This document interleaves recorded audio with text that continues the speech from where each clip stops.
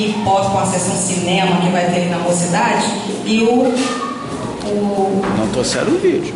Hã? Não trouxeram o vídeo, eu não coloquei. Ah, tá.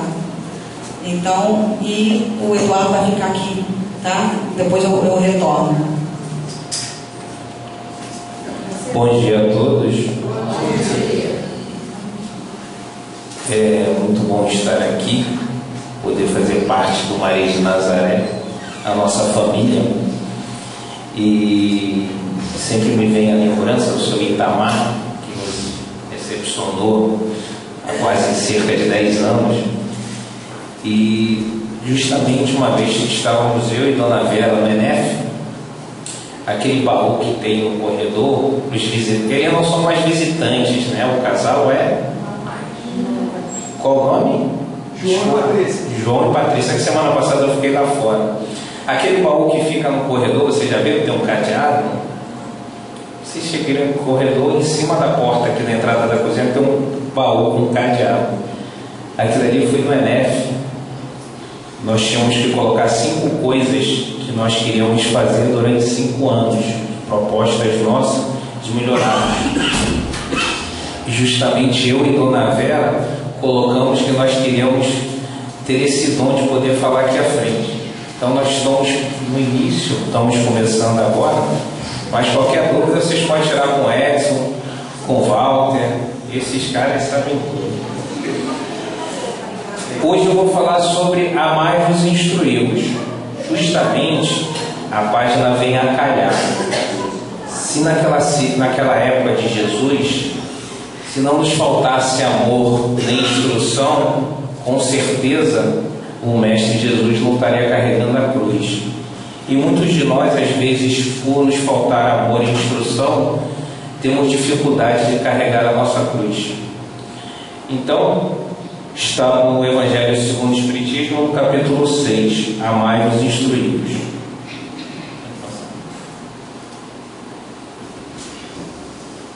O Mestre Jesus, que nos ensinava por parábolas, ele falou: amarás o Senhor teu Deus de todo o coração e de tua alma e de toda fora de credo ou teu entendimento, e ao teu próximo como a si mesmo. Então a gente vai estudando a vida de Jesus, nós podemos perceber que durante muito tempo ele sempre falava em amor. Ele transformou os 10 mandamentos em 2: amarás teu Deus sobre todas as coisas e teu próximo como a ti mesmo. E lá no Livro dos Espíritos, pergunta 627, da lei natural: Deus, desde que Jesus ensinou a verdadeira lei de Deus, que a utilidade do ensinamento é dado pelos Espíritos, tem ele mais alguma para nos ensinar? Aos Espíritos superiores responde: o ensino de Jesus é frequente, alegórico em forma de parábolas, porque ele falava de acordo com a época e os lugares. Faz-se necessário, na verdade, seja intangível para todos. É preciso, pois, explicar e desenvolver essas leis. Tão poucos são as que compreendem, ainda mesmo as que praticam. Continua aqui. Então, Jesus, naquela época, nós éramos ainda garotos, como se fosse Júlia no maternal. Ele falava por parábolas, nem assim nós conseguíamos entender. Tínhamos uma certa dificuldade, porque trazemos conosco ainda enraizado aquelas coisas da matéria.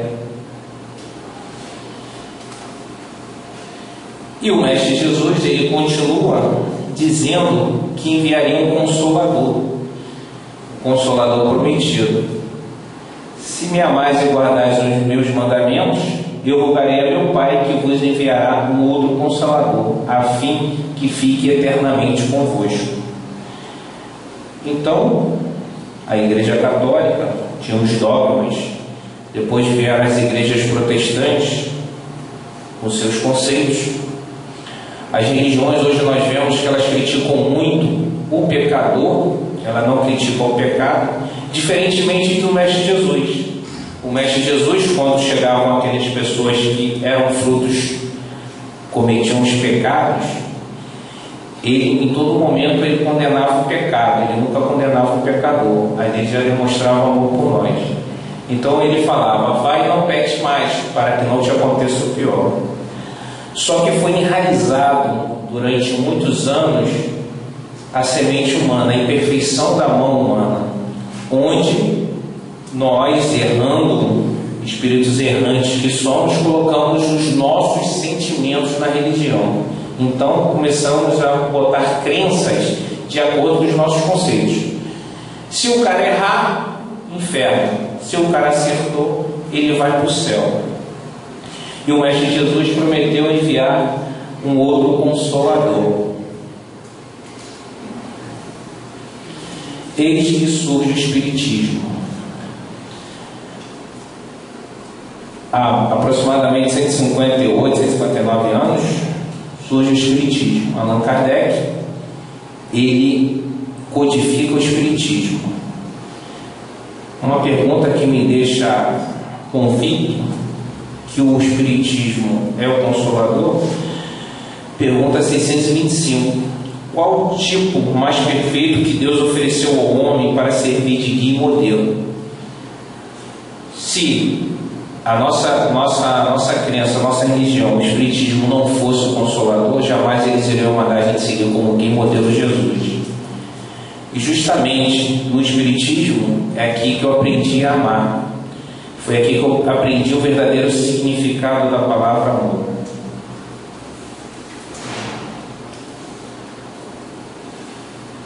Espíritas, amai-vos, espíritas, instruí-vos. Amai-vos em o primeiro ensinamento, instruí-vos eis o segundo. O Espírito de verdade, Evangelho segundo o Espiritismo. Amar é muito fácil amar. Para mim é muito fácil amar quando a minha filha pede alguma coisa, ou meu filho. É muito fácil colocar em prática esse amor. Mas que amor seria esse? Agora, quando o nosso irmão está necessitado, quando o nosso irmão está precisando, será que eu pratico o que eu aprendo aqui? O que se entende por amor? Uma palavra polissêmica, a palavra que tem diversos significados. Entre eles encontramos o significado, a seguinte definição, que eu achei mais interessante para o Espiritismo, tem vários significados. É uma força que tende a aproximar uma relação em particular, dois ou mais seres. É justamente o que a gente encontra às vezes aqui no Maria de Nazaré, amor. A gente chega aqui meio quebradinho, tem um irmão, tem outro, a gente vai em encontro. Quais são os tipos de amor? Ao grosso modo, os tipos de amor, podemos dizer que há 3 tipos de amor. O amor egoísta é aquela posse do bem amado. Hoje, eu confesso que eu não assisto muito as televisões, mas o que mais nós vemos é esse amor egoísta. A pessoa que acha que o ter é maior do que o ser. Eu tenho que ter aquele carro, eu tenho que ter aquela casa, independente se eu tenho que passar em cima do meu irmão. Mas eu quero ter. Seria um pouco de egoísmo. O amor racional é o amor pelo uso da razão. Esse amor seria, como eu falei, um amor racional, o uso da razão. Ela é minha filha, ela precisa das necessidades materiais, eu vou colher, eu vou dar. Um irmão, um primo que esteja próximo. Amar o próximo, amar o inimigo é muito mais difícil. E o amor de doação, ou amor incondicional, foi o amor explicado pelo Jesus. Aquele amor ensinado por Jesus, aquele amor incondicional que você não mede esforços para ver o próximo bem, não a você. Qual o significado de instrução? Ação de instruir, conhecimento, ensinar habilidade. Conjunto de conhecimentos que se adquirem. Esclarecendo como agir é fazer que está incumbido e realizar um trabalho, uma missão. Ou seja, a instrução tem vários tipos de instrução. Tem a instrução bancária, que é aquela que a gente senta, que ele só colhe informação. Tem o passivo, o bancário, que é o passivo que ele recebe, instrução problematizadora, que o instrutor dá condições ao aluno a pensar, seria mais ou menos aquela instrução que a gente tem aqui no ENEF.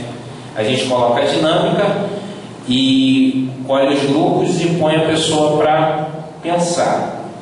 E a instrução evangélica, que essa instrução é baseada nos ensinamentos de Jesus Cristo.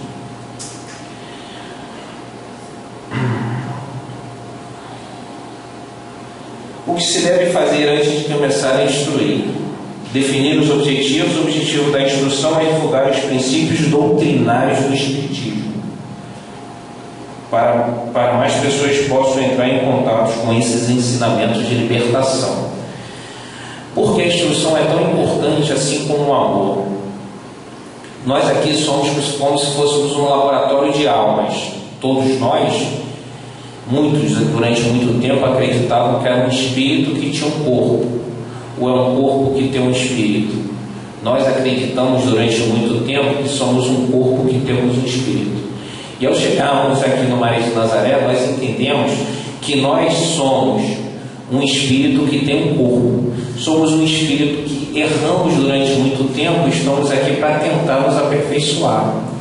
Muitos vêm na casa espírita, sentam como se tivesse uma partida de futebol, vendo uma novela, sem tirar um proveito.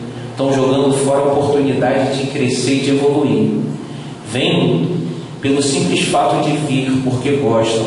Não procuram estudar, não procuram amar, não procuram entender o verdadeiro significado do Espiritismo. Se nós temos Jesus como modelo e guia, nós temos que entender que temos que levar a sério o Espiritismo. Tudo que é ensinado aqui na frente tem um significado para nossas vidas. Ou nós preferimos voltar nessa carne como os espíritos errantes.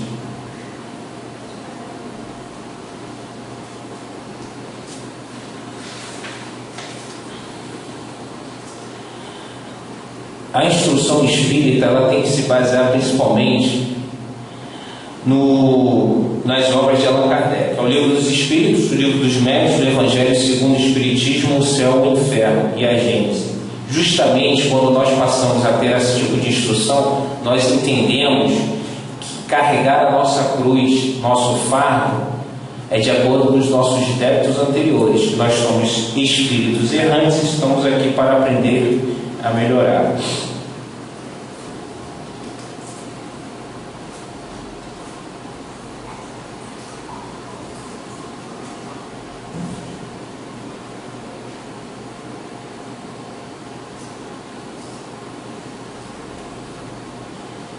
Essa questão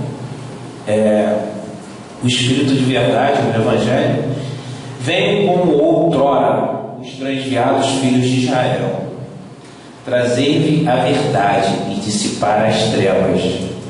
Escutai-me, ó, o Espiritismo, como fez antigamente a minha palavra. Tem de lembrar os incrédulos, que acima deles reina a imutável verdade, o Deus bom, o Deus grande, que faz que germine as plantas e levante as ondas. Se é escutai-me, eu chamaria a atenção quando ele fala escutai-me. Se o Espírito de verdade fala escutai-me, então ele já falou nitidamente. Então tudo leva a crer que muitas espíritas acreditam que o Espírito de verdade seria nada mais nada menos que Jesus, só que ele não assina como Jesus Espírito de verdade. Então, aí ele fala sobre acreditar incrédulos. O que nos falta às vezes quando nós passamos por dificuldades? Por que nós somos incrédulos? Ele fala no final: vinde a mim todos vós que sofreis. No momento que nós temos a instrução, nós entendemos, procuramos entender a palavra do Cristo, por mais que a gente não veja, a gente passa a ter fé que tudo na nossa vida é passageiro. Não há noite, na noite você vai chorar, a noite inteira e no dia seguinte não vem um sorriso, assim como depois da tempestade vem o sol. Então, no momento que a gente tem a certeza que o Deus é imutável, o Deus é da verdade, o Deus bom e justo, que nós temos que reparar os nossos erros. Então vai aquele nosso irmão que durante muito tempo errou, chega aqui, tudo na vida dele dá certo. Como o Pedro mesmo falou, o amor cobre uma multidão de pecados. Será que nós estamos fazendo por onde? Estamos amando, estamos realmente levando a sério o que é ensinado aqui no verdadeiro cristianismo? Ou nós só estamos vindo aqui para cá para um domingo por diversão? Eu venho para cá porque eu gosto de Eduardo, porque eu gosto de Paulo, porque eu gosto da comida do Maria de Nazaré, ou porque eu quero me tornar uma pessoa melhor, ou porque eu quero colocar em prática os ensinamentos do Cristo. Tem muita gente que não tem a caridade material, mas nessa casa a gente encontra muita gente que tem a caridade moral. Até quando nós vamos levar a caridade moral na brincadeira, rindo, fingindo que a gente não está entendendo, fingindo que a gente é indiferente às coisas que acontecem ao nosso redor?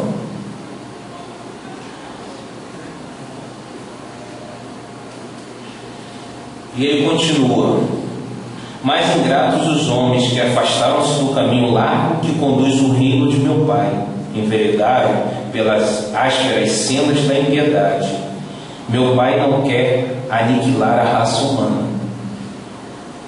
Então, aí quando a gente vem em aniquilar a raça humana, hoje nós vemos por aí denominações, igrejas, seitas, várias, quando acontecem essas catástrofes. Seca no Nordeste, um irmão na esquina passando fome. Acidente semana passada foi lá em Trindade, Paraty. A gente observa nas estradas as pessoas morrendo. Se hoje você fizer um parâmetro, dá mais ou menos um avião a cada dia caindo, só as pessoas se acidentando. Você não precisa ir muito longe, as crianças se drogando nas esquinas. Você olha para as imagens da África, nossos irmãos passando fome, passando necessidade. Quando vem uma catástrofe natural, um tsunami, qualquer que seja, as igrejas já dizem: pegam a pessoa pelo medo, que Deus quer acabar com o mundo.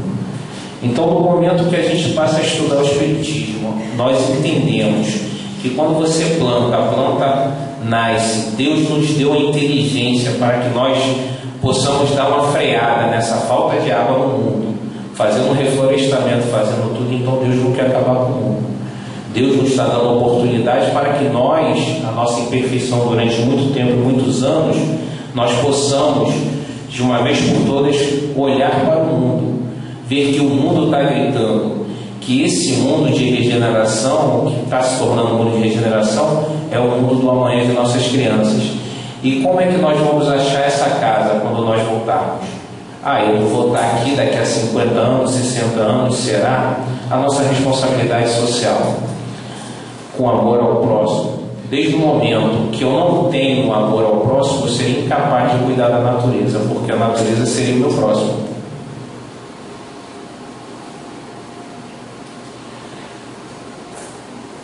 Espíritas, amai-vos. Esse é o primeiro ensinamento. Instruí-vos, esse é o segundo ensinamento. No cristianismo encontram-se todas as verdades. São de origem humana os erros que enraizaram. Eis do além-túmulo, que julgáveis ou nada. Vozes que clamam: irmãos, nada parece. Jesus Cristo é o vencedor do mal. Seis os vencedores da impiedade. Aí ele continua a mensagem dizendo: eu venho instruir e consolar os pobres e deserdados. Venho dizer-lhes que eles elevem a sua resignação ao nível de suas provas, que chorem por tanta dor sagrada no jardim das oliveiras, mas que esperem, pois também eles, os anjos consoladores, lhe virão enxugar as lágrimas. Obreiro, traçai o vosso sulco, recomeçai no dia seguinte a famoso labor da véspera. O trabalho de vossas mãos fornece os corpos e o pão terrestre, e vossas almas, porém, são esquecidas. Eu, jardineiro divino, a cultivo no silêncio de vossos pensamentos. Então, o Mestre Jesus, ele cultiva os nossos pensamentos. Se religião é religar, eu vou religar. Religião quer dizer religar a algo, religar a Deus. Se eu não tenho o meu pensamento voltado para o amor, voltado para a instrução, voltado para os ensinamentos do Mestre Jesus do Espírito, como é que vai ser o meu jardim? Vai ser um jardim seco com espinhos ou vai ser um jardim de flores e bonito? O odor do rio do meu jardim vai ser um odor de lama ou vai ser um odor de flores? Então, quando ele chama a atenção para nós cultivarmos o nosso jardim, nós temos o livre-arbítrio. Nós podemos escolher ser felizes, nós podemos escolher ser tristes. Os nossos sofrimentos, as nossas dores, as nossas cruzes que nós temos que carregar, que nós nos comprometemos no plano espiritual, só depende do nosso estado de espírito. Como hoje vai ter um seminário do céu e inferno, como a Teresa falou aqui, nós já sabemos que o céu e o inferno é uma questão de estado de espírito. Para quem tem uma dificuldade, eu vou lembrar do filme O Nosso Lar, quando André Luiz volta à sua casa, ele encontra a sua esposa, então, com uma família instituída, ele tem uma sensação, um sentimento de raiva, de egoísmo, de posse, ele vai direto para o umbral. Chega lá, ele começa a pensar e ele volta para o nosso lar. E os nossos pensamentos estão voltados em quê? Em amar? Amar só os nossos parentes ou amar toda a humanidade?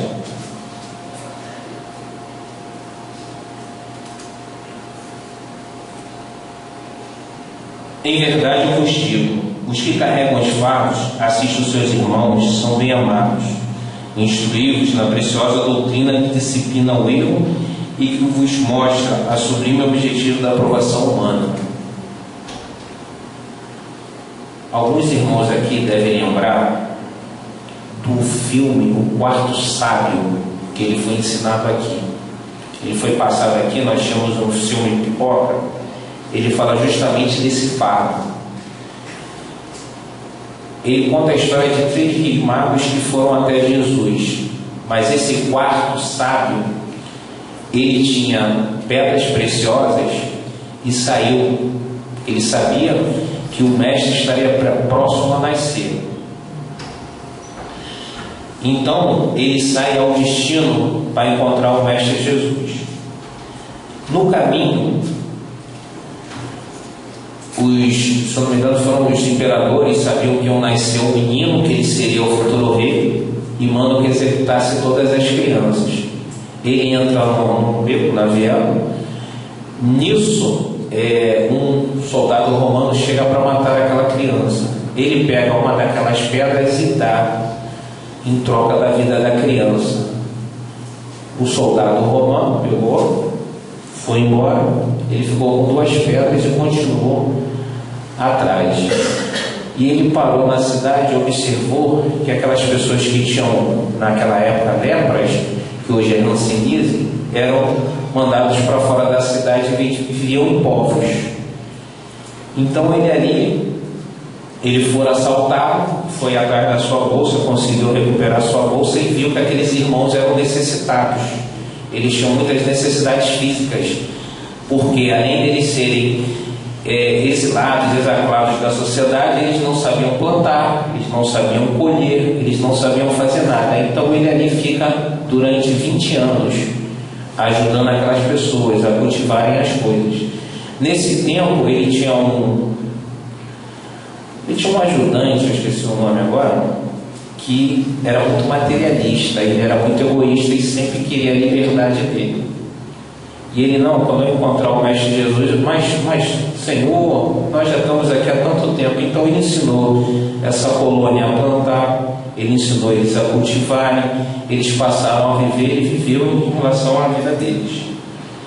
Ele já muito velho, ele decidiu liberar o seu funcionário. Quando o funcionário chegou na cidade, soube que o Messias já tinha nascido e ele já estava com 33 anos e naquele dia era a sua crucificação. ele muito velho, já tinha acabado toda a sua riqueza, ele entra na cidade com ele, mas era grande o tumulto que ele chega justamente na crucificação do Cristo. E quando chega naquele momento, ele, sem força, já muito fraco, ele cai. E justamente quem aparece para recebê-lo no momento do desencarne é o Mestre Jesus. E ele olha para Jesus emocionado, e ele, por aquela energia pura, ele sente que é o Messias. Aí ele fala: Mestre, o Senhor está aqui, eu não tenho nada para lhe oferecer. Aí ele, muito emocionado, Jesus diz para ele: quando eu tive frio, me deste o que vestir. Quando eu tive fome, me deste o que comer. Quando eu tive sede, me deste o que beber. Então, justamente ele carregou esse fardo pesado, que era amar ao próximo sem ele saber. E nós, será que somos capazes de fazer isso? O que nós estamos fazendo? O que nós estamos fazendo do nosso livre-arbítrio?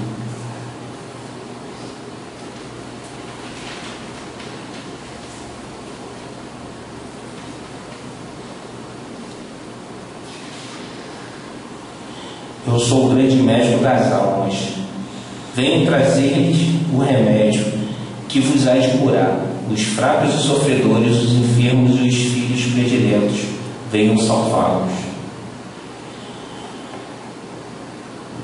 Qual seria esses doentes? Seria uma condição social? A pobreza que Jesus falava estaria relacionada à condição financeira ou à condição espiritual? Se nós somos sofredores e enfermos, nós estamos em qual condição? Porque muitas pessoas acham que ter uma condição social, que ter um carro importado, que ter uma casa confortável com tudo, isso vai suprir as suas necessidades. Não vai. Essa questão é a questão 917 do Livro dos Espíritos. Qual o meio de destruir o egoísmo? De todas as imperfeições humanas, o egoísmo é mais difícil de desenraizar-se, porque deriva da influência da matéria.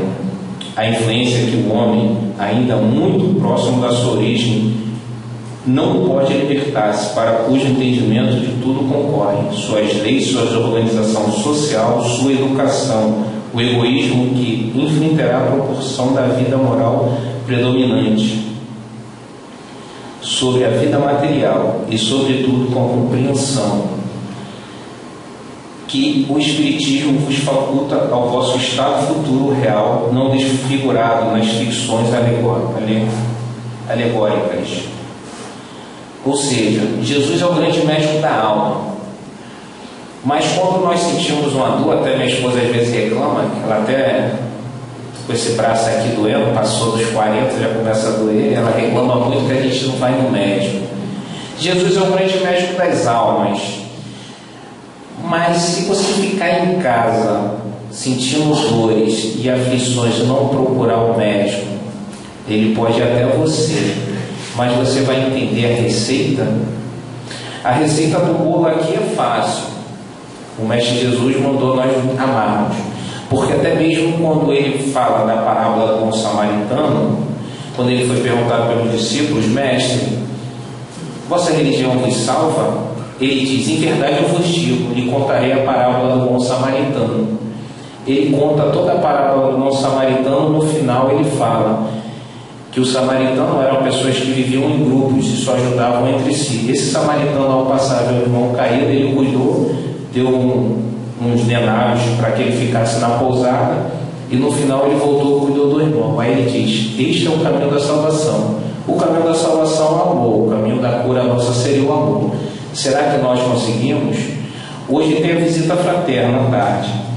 O interessante é que quando nós estamos na visita fraterna, doando esse amor que nós recebemos muito mais do que doamos, é o momento que a gente consegue meditar. Quem não consegue meditar, consegue nesse momento. É o momento que você esquece da conta do telefone, da prestação do carro, do aluguel, da conta de luz. É o momento que você se desliga do mundo material e se liga no mundo espiritual.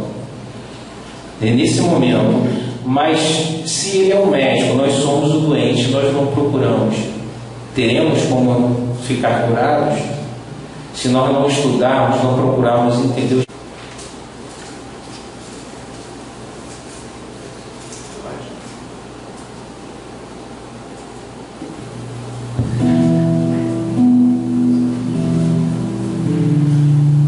todos conhecerão que sois meus discípulos, se vos amardes uns aos outros. Está em João 13:35.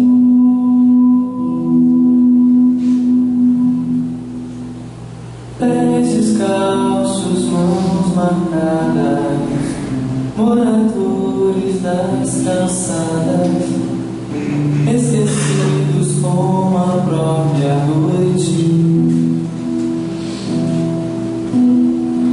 Rosto triste, olhar tão raro, na esperança de um amparo. O silêncio mostra a própria dor.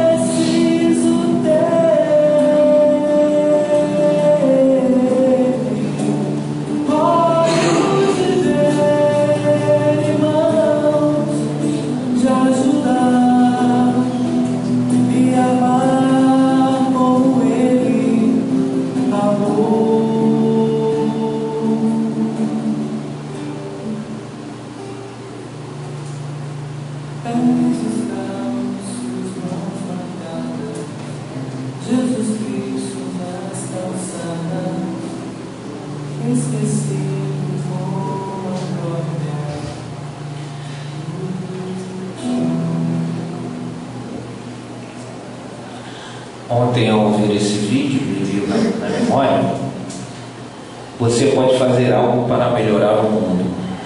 Tinha uma frase ali, eternizada: temereis ser diferentes quando podereis ser úteis.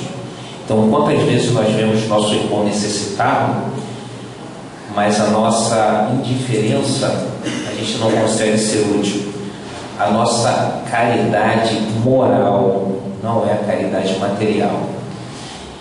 Certa vez o programa do Fantástico, ele fez uma alusão, uma pessoa numa faculdade que estava dando um trote diferente. Esse trote seria apenas abraçar uma pessoa, caridade moral. E uma coisa que me chamou muita atenção, que quando as pessoas saíam do metrô, tinha uma senhora que a universitária pediu um abraço, teria que dar um abraço na pessoa. E ela, muito emocionada, começou a chorar e falou: você não sabe o quanto esse abraço me fez bem.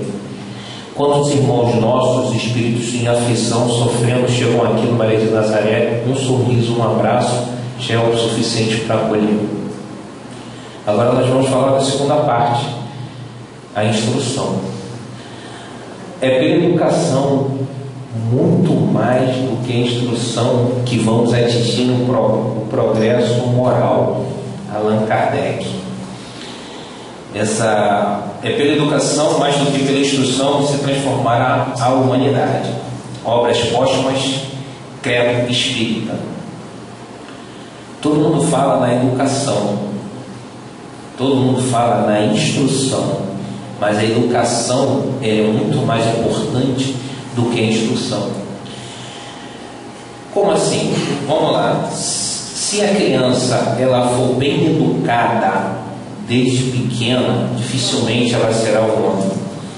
Pitágoras, séculos antes da existência de Jesus de Nazaré, entre nós, um sábio, Pitágoras, ele já recomendava: vamos educar os meninos para não punir o homem. Ou seja, se nós conseguíssemos educar nossos filhos desde pequeno, nós não precisaríamos punir o homem, porque ele saberia os princípios. Eu trabalhei durante muito tempo na Secretaria Estadual de Administração Penitenciária, então conheço muitos presídios por aí, inclusive fui na inauguração de muitos presídios. E uma vez eu estava com o secretário dentro do carro e ele falou assim para mim: amigo, hoje é o dia mais triste da minha vida. Aí eu perguntei por quê. Ele falou: porque hoje justamente eu estou inaugurando mais um presídio, eu queria inaugurar uma escola. Foi através do exemplo dele que eu cheguei até o espiritismo. Então hoje nós vemos na televisão a carceragem totalmente lotada.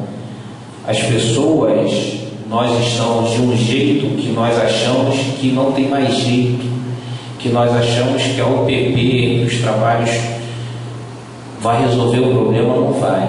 Então seria o que? Educarmos essa juventude de hoje, instruir em amor, instruir em educação, para que amanhã eles não sejam um homem errante. Todo mundo fala na importância da educação, mas para a maioria essa palavra tem um significado extremamente vago, porque poucas pessoas chegam a fazer a ideia precisa, tudo o que ela abarca. A educação é a arte de formar homens. Isto é a arte de fazer eclodir nele os germes da virtude e abafar os vícios. Porque desde pequeno nós vemos as más tendências dos nossos filhos, mas às vezes por amor nós também erramos. A criança é mal criada, você não corrige. A criança é egoísta, você não corrige. Se você corrigir e perfeicionar aquele espírito em criança, dificilmente quando virar um adulto não vai ficar. Numa palavra, a meta da educação consiste em desenvolvimento simultâneo das faculdades morais e físicas, intelectuais. Para entender melhor, o professor Leon Denis afirma que precisamos primeiramente atingir a instrução e a educação. A instrução é a transmissão de conhecimento da forma geral, cultura adquirida.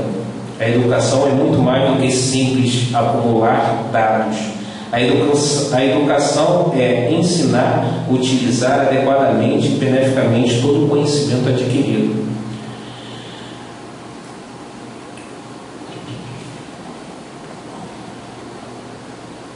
O mesmo mestre, já então, como Allan Kardec, esclarece: o progresso individual já não consiste apenas no desenvolvimento da inteligência, na aquisição de alguns conhecimentos. O progresso consiste, sobretudo, no melhoramento moral. Muito mal pode fazer o homem com a inteligência mais cultivada. Ou seja, o homem que tem inteligência mais cultivada, o que ele fez? Se ele tivesse uma moralidade quando criança, ele não teria feito a bomba atômica. Ele não teria criado muitas coisas para fazer mal à humanidade, porque a sua formação moral, ele não seria capaz de fazer mal ao próximo, ele colocaria em prática o amor do Cristo.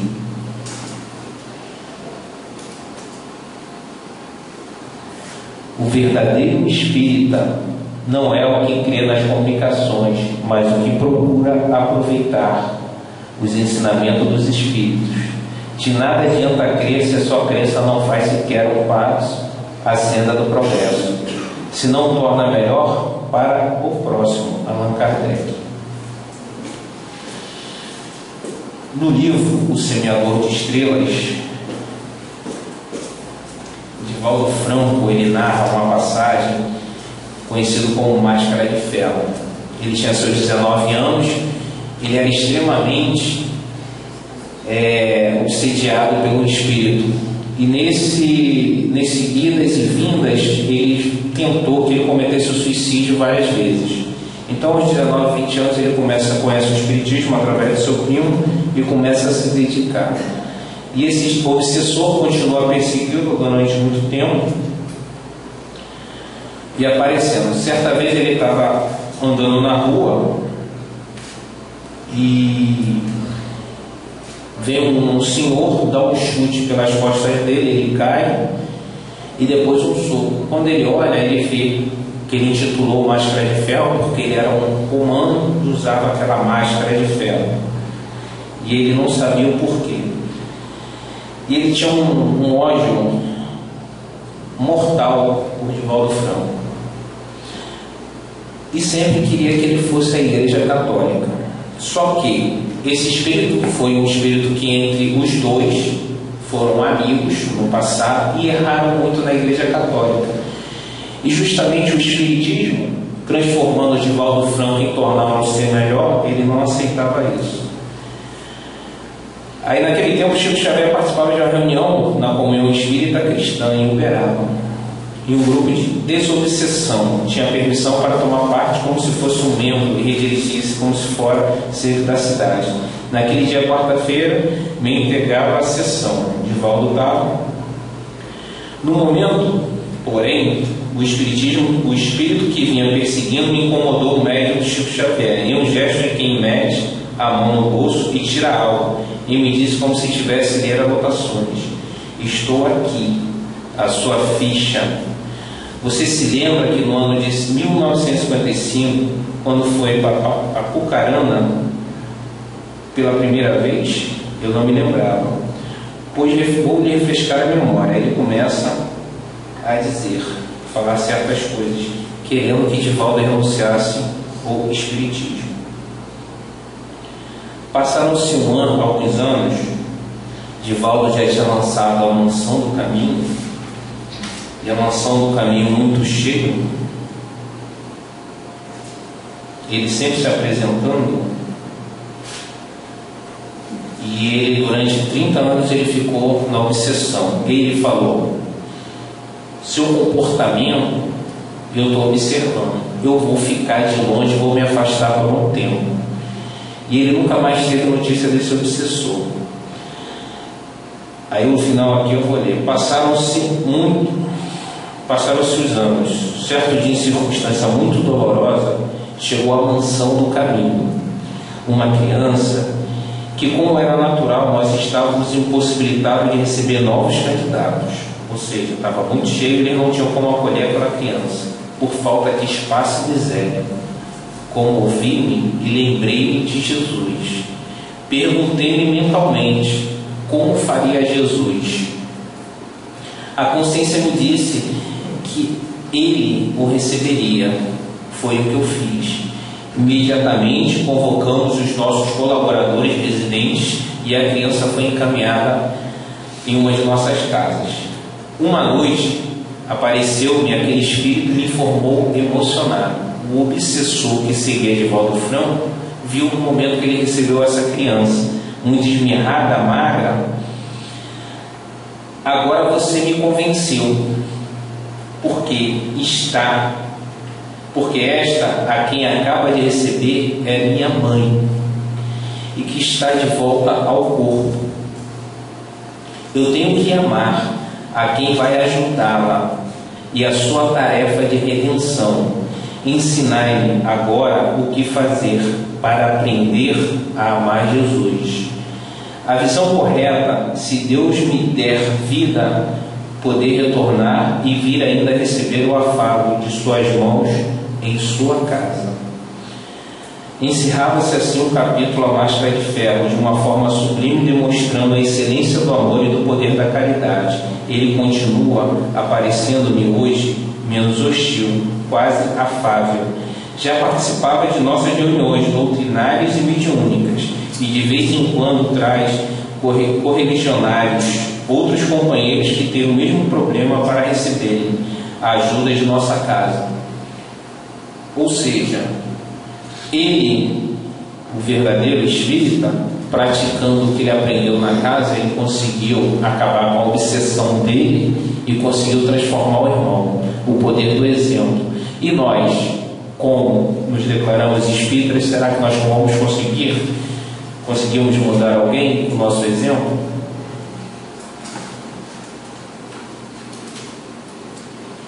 Fora da caridade não há salvação. Todos sabem, caridade é o amor em movimento. Se nós mudarmos, fora do amor não há salvação. O que nós temos feito para a nossa salvação? Nossa salvação pessoal, não do nosso irmão, do nosso filho, do nosso ente. Hoje nós temos a oportunidade de fazer uma caridade moral, uma visita fraterna. Mas hoje está frio, hoje tem um filme, Flamengo joga hoje. Flamengo joga hoje. O que é melhor? Ir lá fazer a caridade moral para nós ou ficar em casa? Vamos refletir.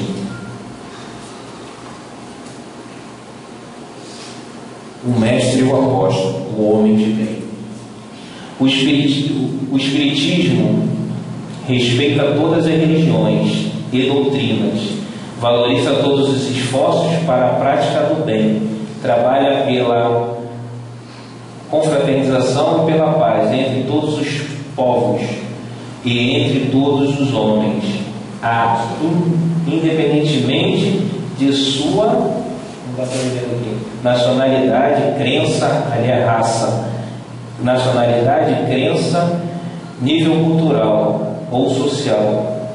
Reconhece ainda que é o verdadeiro homem de bem, é o que cumpre a lei da justiça, do amor e da caridade. E na maior pureza, na sua maior pureza. Ou seja, se perguntado a Allan Kardec qual a melhor religião, resumindo isso, ele diz que a melhor religião é aquela que torna o homem melhor.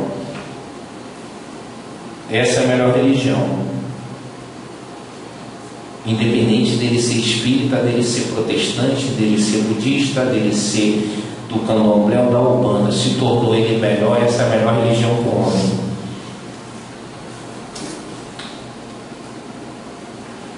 Fora da caridade não há salvação. Pergunta 982, é justamente essa que eu acabei de falar. Será necessário que professarmos o Espiritismo e creiamos nas manifestações espíritas para garantirmos a nossa sorte na vida futura? Os Espíritos Superiores respondem: se assim fosse, todos os que não creem e não tiveram a oportunidade de esclarecer-se estariam deserdados, o que seria um absurdo. O bem que garante sorte no futuro, ou o bem é sempre bem, seja qual for o caminho que ele o conduza. Vamos lá, o espírito que foi encarnado antes da igreja protestante ou da igreja católica, ele vai estar eternamente no inferno? Se ele praticou o bem, não. O inferno, como é uma questão de estado de espírito, nós não podemos achar que quem segue determinada religião, ele está salvo. Porque hoje a gente escuta muito isso: você é da religião tal, você está salvo. E os nossos irmãos que vieram antes da igreja, onde será que eles estão? Pergunta ali diz: se eles praticaram o bem, nós somos espíritos que tomamos evoluções. Como Jesus nos ensinou naquela época por parábolas que não tínhamos conhecimento, se hoje permitiu o Espiritismo, é sinal que nós estamos evoluindo. Falta muito para nós aprendermos ainda, mas estamos em evolução. O amor de Cristo nos constrange. Coríntios 5,14. Por que o amor de Cristo nos constrange? Um domingo desses, estava com minha família em casa e estava passando aqueles programas do 11, do 13, do Faustão, e eu e ela, nós fomos e colocamos o filme Irmã Dulce. A história toda ela é baseada justamente nisso. A mãe a levava desde criança para praticar caridade. o amor em movimento. E ela cresce vendo a mãe indo até a comunidade ajudar as pessoas, colocando em prática os ensinamentos do Cristo. Quando ela cresce, ela decide virar freira, e ela, homenageando a mãe, ela dá o nome de Dulce. Então ela começa toda uma dificuldade. Ela passa por todas as necessidades materiais, morais, físicas, e continua o trabalho na seara do bem. Aí até eu falei com o Simone, eu falei, nossa, eu estou até constrangido que você faz um pouco e acha que faz muito. E nós, o próprio perseguidor do Cristo, Saulo de Tarso, quem leu esse livro, Paulo Estevão, sabe o que eu estou falando, que ele narra detalhadamente o momento que ele vai atrás de Ananias para tentar matá-lo, porque ele transformou Abigail em cristã. E chega naquele momento, no deserto, ele com os soldados, ele cai, os soldados veem um clarão, ele vê Jesus com aquela luz, aqueles olhos azuis, e ele pergunta 3 vezes: Saulo, Saulo, por que me persegues? Ele cai em profundo desespero, em choro, fica cego, se arrepende de todos os conceitos que ele tinha, porque ali ele vê o Cristo redivivo. Vai até Ananias, que ele queria matar, é restabelecida a sua visão, e aí ele começa um processo de purificação. Nesse processo de purificação, ele estuda 3 anos e começa a botar esse amor do Cristo em movimento. Chega um determinado ponto da sua vida, ele já fala: já não sou eu quem vivo, é o Cristo que vive em mim. Será que o Cristo, a gente hoje, no dia de hoje, com as nossas dificuldades, nossas aflições, a nossa dor, o nosso pequeno problema, conseguimos renunciar e botar esse amor em prática?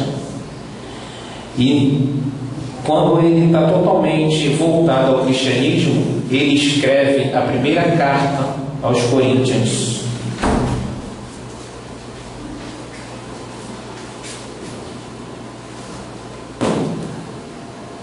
O amor.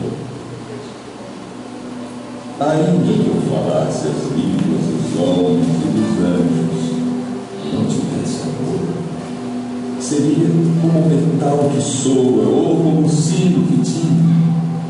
E ainda que tivesse o dom de profecia e conhecesse todos os mistérios e toda a ciência, e ainda que tivesse toda a fé, de maneira tal que transportasse os montes, e não tivesse amor, nada seria. E ainda que distribuísse toda a minha fortuna para o sustento dos pobres, e ainda que entregasse o meu corpo para ser queimado, e não tivesse amor, nada disso. O amor é sofredor, é benigno. O amor não é invejoso. O amor não trata com leviandade, não se ensoberbece, não se porta com indecência, não busca os seus interesses, não se irrita, não suspeita mal, não folga com injustiça, mas folga com a verdade. Tudo sofre, tudo crê, tudo espera, tudo suporta. O amor nunca falha, mas havendo profecias, serão aniquiladas, havendo línguas, cessarão, havendo ciência, desaparecerá. Porque em parte conhecemos e em parte profetizamos. Mas quando vier o que é perfeito, então o que o é em parte será aniquilado. Quando eu era menino, falava como menino, sentia como menino, discorria como menino. Mas, logo que cheguei a ser homem, acabei com as coisas de menino. Porque agora vemos por espelho em enigma, mas então veremos face a face. Agora conheço parte, mas então conhecerei como também sou conhecido. Agora, pois, permanecem a fé, a esperança e o amor.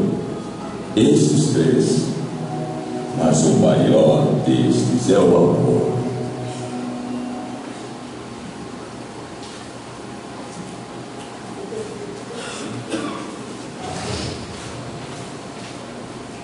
Então, irmãos, nós podemos dominar todas as ciências, todas as físicas, podemos dominar o mundo.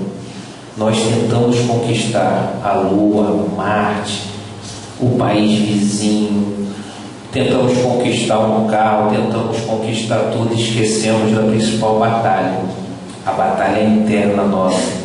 No momento que nós colocarmos em prática o amor e aprendemos que através da instrução podemos nos tornar pessoas melhores, a educação, nós conseguiríamos dar um passo, apenas um passo para o nosso progresso moral.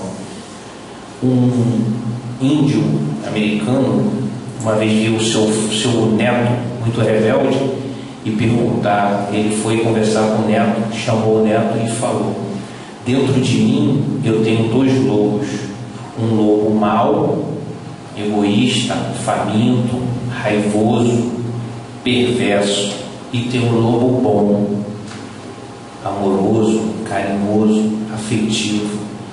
Eles vivem em constantes batalhas. Aí o neto pensou, olhou para ele: e qual que vence? Aí, aquele que eu alimentar. Então, que nós possamos refletir a nossa vida e alimentar a nossa luta interna sempre com amor. Possamos alimentar o lobo que nos corrói por dentro com amor. Que o primeiro ensinamento de Kardec é o amor. O segundo é instruí-los. Muita paz e muita luz.